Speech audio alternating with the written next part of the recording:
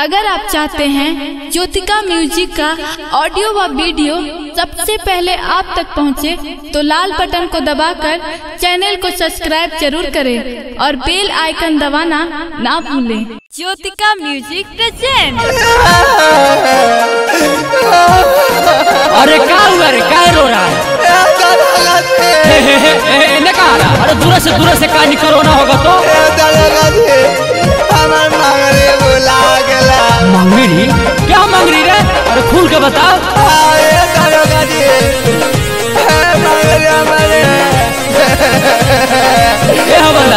और इसको चुप कराओ, पानी नहीं पिलाओ, पूछो इसको क्या हुआ है, रिपोर्ट लिखो इसको। घूमे खाती आइल रही पटना के मेला, बुझी तनी मोर परेशानिया हो। अरे बोलोरो वाला साइड करो। घूमे खाती आइल रही पटना के मेला, बुझी तनी मोर परेशानिया हो। लिखी ना रिपोर्ट मोरे सुनिए दरोगा जी, मेला में भुलाइल मोरा में हरी हो। लिखी ना रिपोर्ट मोरे सुनिए दरोगा जी, मेला में भुलाइल मोरा में हरी हो।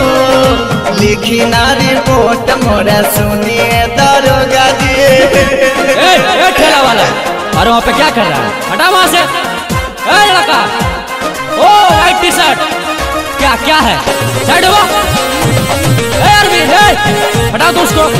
अरे मंदिर में भीड़ मत लगा। ए लड़का, आओ रिपोर्ट लिखो। अभी पहले तो शादी हो दरोगा जी, हाँ हमारा फोटो लिख ली दरोगा जी। अच्छा, कोई चिन्हा है? नयनो हर कन्या बारी बहुत लजाले, रोई रोई हमरा बिना आँख कोरी लाली। हम कभी गोलगप्पा ना खाने दरोगा जी। नयनो हर कन्या बारी बहुत लजाले, रोई रोई हमरा बिना आँख कोरी लाली। गाला में सिकरिया, माथे पर बिंदिया, पेन्हले बारी नाक में नथुनिया हो। लिखी ना रिपोर्ट मोरे सुनिए दरोगा जी, मेला में भुलाइल मोरा में हरी हो। लिखी ना रिपोर्ट मोरे सुनिए दरोगा जी, मेला में भुलाइल मोरा में हरी हो। लिखी ना रिपोर्ट मोरा सुनिए दरोगा जी।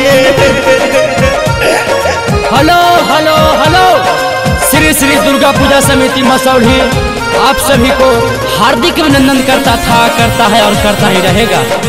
अरे बाबू, अरे इधर सुनो, तुम अपना मेहरारू का नाम, घर द्वार, पूरा एड्रेस और अरविंद जो बा हवलदार, उसको जाके लिखवा दो। नाम बाटे मंगरी हो, घर बा मसौढ़ी, लम्बा लम्बा केस पेन्हले नेट वाला सारी। ये दरोगा जी लिख लेना। नाम बाटे मंगरी हो, घर बा मसौढ़ी, लम्बा लम्बा केस पेन्हले नेट वाला सारी। राजलाल यादव कुंदन सजनवा, सुनी जब होई बदनामिया हो। लिखी ना रिपोर्ट मोरे सुनिए दरोगा जी, मेला में भुलाइल मोरा में हरी हो। लिखी ना रिपोर्ट मोरे सुनिए दरोगा जी, मेला में भुलाइल मोरा में हरी हो। लिखी ना रिपोर्ट मोरा सुनिए दरोगा जी। Jyotika music present.